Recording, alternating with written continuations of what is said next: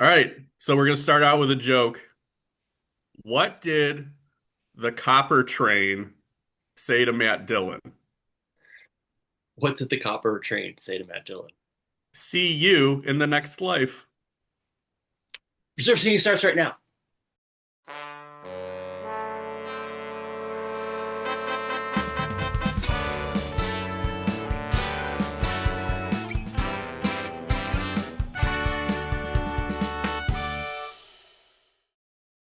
So, hello everybody. We are here for part two of Operation Premiere. We are doing, as promised, our trash reserve seating certified double feature Yes. of 90s thrillers with James Dearden's A Kiss Before Dying, starring Matt Dillon, Sean Young in a dual role, and Max von Sydow, and U-Turn, directed by Oliver Stone, with a huge ensemble cast led by Sean Penn, Jennifer Lopez, and Nick Nolte. So these were two first-time watches for me. Rob, were they first-time watches for you?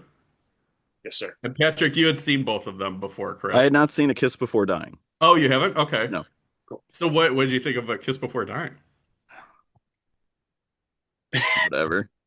I liked it in the sense that there's certain 90s thrillers like Whispers in the Dark is always the one that comes to mind where I'm just like there has to be if there's like this weird ephemera like a late reveal like Jason Voorhees but played by Alan Alda, then I'm going to love the movie. And I didn't love A Kiss Before Dying, but there was a lot of like weird ephemera kind of going on around the movie. So like every person that Sean Young talks to near the beginning of the movie sounds like they've been taking Benadryl before they started rolling. Like everybody's like very kind of slow and methodical, like with how they talk. And I'm fascinated by Max von Sydow's Copper Baron who loves carp. Yeah. Like what? Like I've seen a lot of movies and TV shows. Like if you're gonna show off that this is like a real fancy lad, like you have a swordfish, you don't have carp. Is Sean Young a good actor? In the right part, maybe. Here's my take on Sean Young. I was thinking about this. Yeah. So like I think she's really effective in Blade Runner, Right. where she plays somebody mysterious, but she's very mysterious in a bad way when she's playing a normal person. It's like Peter Sellers and Doctor Strangelove, but the opposite. I will say though, and I texted you guys this. Yeah. Good Philly in the opening of this movie.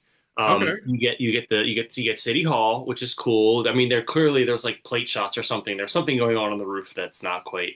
But there's some good City Hall. I think there's a little bit of 30th Street Station in there. And we got some SEPTA, which is our local municipal transit service. And I will say, because SEPTA has gone through the last couple months of budget crises and cutting of services. I just want to personally just say, as a Philadelphia area resident, that we support SEPTA, and I was glad to see SEPTA in this movie.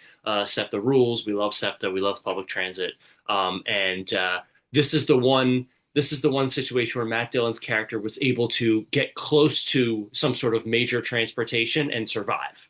I sympathized with Matt Dillon during the "You Changed Your Hair" sequence of the movie. I was like, I get why that might push somebody over the edge.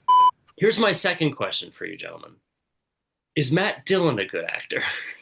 I think he is. I think this movie doesn't do him any favors Yeah. necessarily.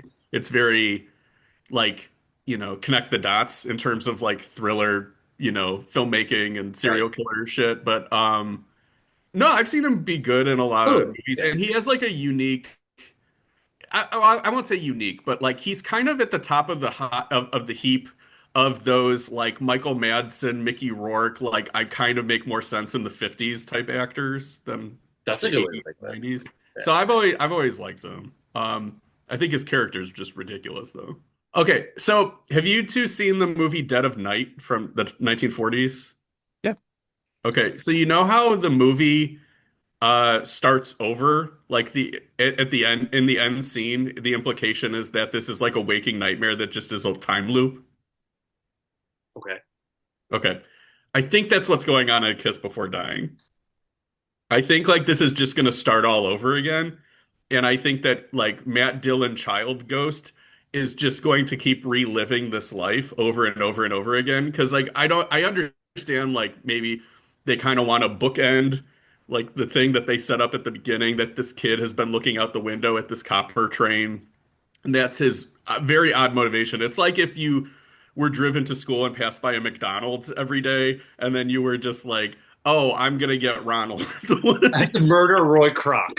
I'm gonna sleep with Croc's children and take over his empire." And also, I don't understand it because like Dylan wants to kind of fold into this entrepreneurial businessman life.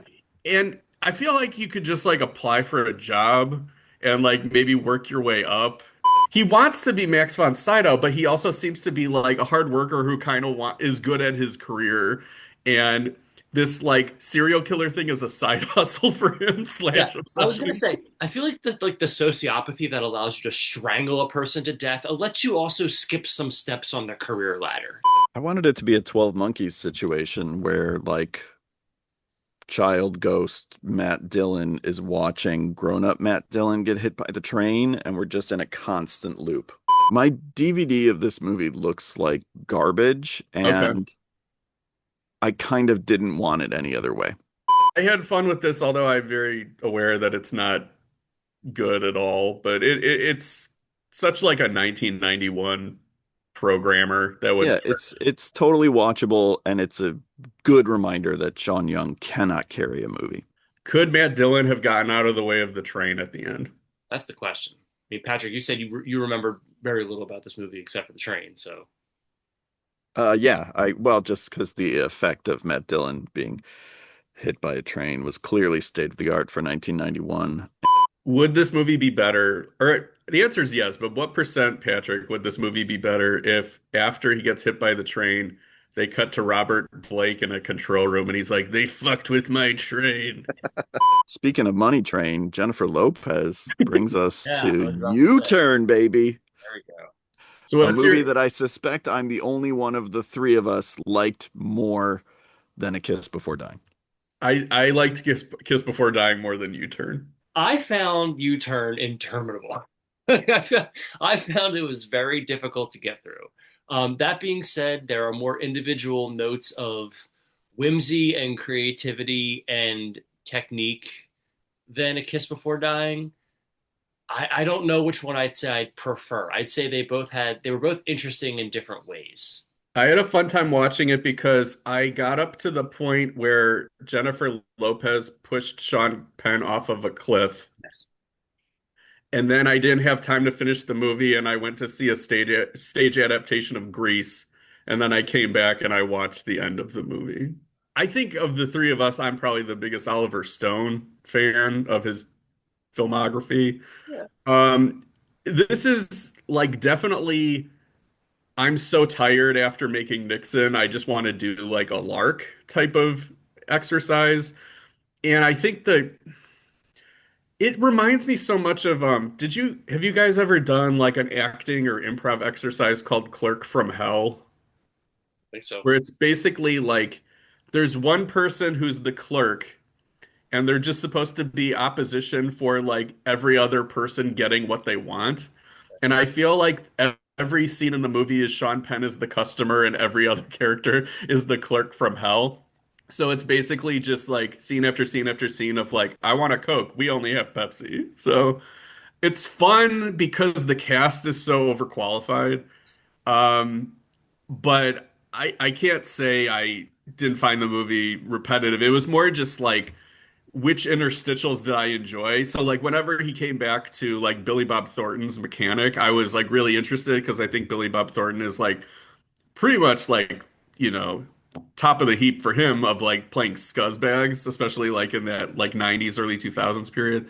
I kind of like Sean Penn in this, and I'm always hit and miss on him. I thought that he was kind of good at holding the center and he's good at freaking out and stuff. I was less interested when it would go to um, the film noir stuff. Like I just didn't think that it was really a great example of like the best version of that with the triangle between Nick Nolte, Jennifer Lopez, and Sean Penn. I think it's Oliver Stone kind of with a case of the fuck arounds, Yeah. and I think he doesn't totally know how to do this kind of noir, which makes it interesting to me. I think the fact that it's a kind of a one crazy day movie is interesting, and it's got just so many good actors to burn, including Liv Tyler. Yeah, it was nice to What? see her. Yeah, Who? Was she shooting a movie next Right. door and just accidentally wandered onto the set? Claire Danes crying, "You killed him," will always be funny to me. yeah, Um, I don't know. I don't hate this movie. Oh, I don't hate it by any stretch of the imagination. I mean, it's definitely, again, it's Oliver Stone. And I'm like super, I mean, well, I shouldn't say this, I guess. I was about to say I'm super high on Sean Penn right now, which is just not a statement anyone should make. Having seen one battle after another and thinking that that's like maybe one of my favorite performances of the year, I was like all in to watch this because I'm like, oh yeah, great. I could use a little, I'm receptive to Sean Penn right now.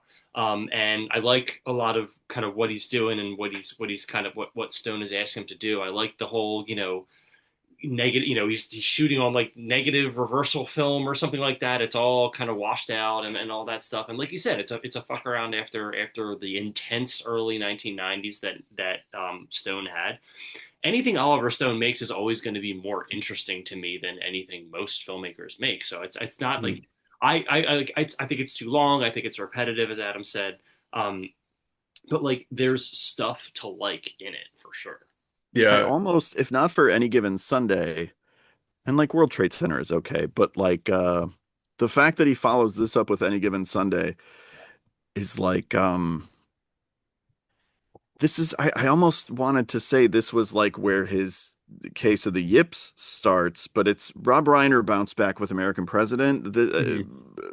Oliver Stone bounces back with Any Given Sunday, but otherwise I would say this is kind of the beginning of the end for him.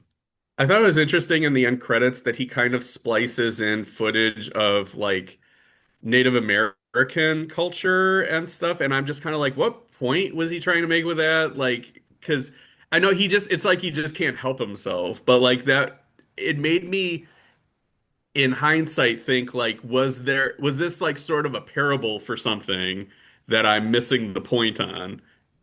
No, it just in making The Doors, Oliver Stone was like, yes, Native Americans are a profound people, and everything that they say and do is deep. And so then he just started working it into Yeah. essentially everything post Doors. Are NFL players modern day gladiators? U-Turn is like a kind of bad movie made by talented people. All And right. Yeah. so that to me is generally going to be more interesting than the alternative. I think this would have been such a fun double feature to see like at the New Bev. Like with an audience, I think it would be really fun. Like that would be a good way to see it. All right, I got a movie exercise for the two of you. What makes a better movie? Matt Dillon in the Sean Penn role in U-Turn, or Sean Penn in the Matt Dillon role in A Kiss Before Dying? Sean Penn in A Kiss Before Dying, I Yeah. think. I I'm just not, think he would have been the rising tide that lifts all boats as opposed to Matt Dillon could absolutely nail U-Turn. Like I don't have any doubts about that. But I think Sean Penn would have elevated some of A Kiss Before Dying. yeah, I can see that. Matt Dillon's interesting to me because like I don't see him as like this dark serial killer character in A Kiss Before Dying. He always just seems kind of at most like kind of a bully, not somebody who has like this giant inward darkness. Yeah. So like I have this Mandela effect with him that I think in every movie he like pushes somebody down and then slaps them on the back and is like, "Oh, come on, champ, I'll buy you a beer." Like I feel like he's just calls everybody champ condescendingly. Do we have any takes on J-Lo in her femme fatale role? I mean, Not that I want to share with I'll Patrick tell- Bromley. I don't think she's very good in it, to be honest. but No, but she is in it. I would Yeah, agree with that. I think she's miscast. the camera loves her. Yes. She's been great in a lot of movies, just like right the next year, like in Out of Sight. She's Oh yeah. phenomenal. But I don't know, it's weird. It's just sort of the movie feels like modern enough, but the thing with the money and the film noir aspect of it feels like it doesn't fit actors like maybe it does with Sean Penn and Nick Nolte, but especially with Jennifer Lopez, it just feels like kind of she's, a duck out of water, so to speak. Or so thank you both. We will be back next week starting Scary Movie Month coverage.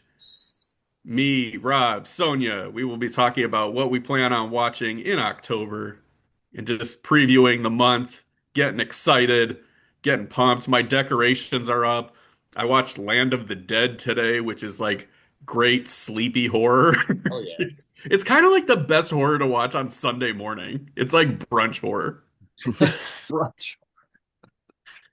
Category for for June June 20th. exploitation. It's Yeah, brunch, brunch hour. brunch horror. Yeah. All right. So we will be back next week. Thank you so much, Patrick, for Thanks, joining Patrick.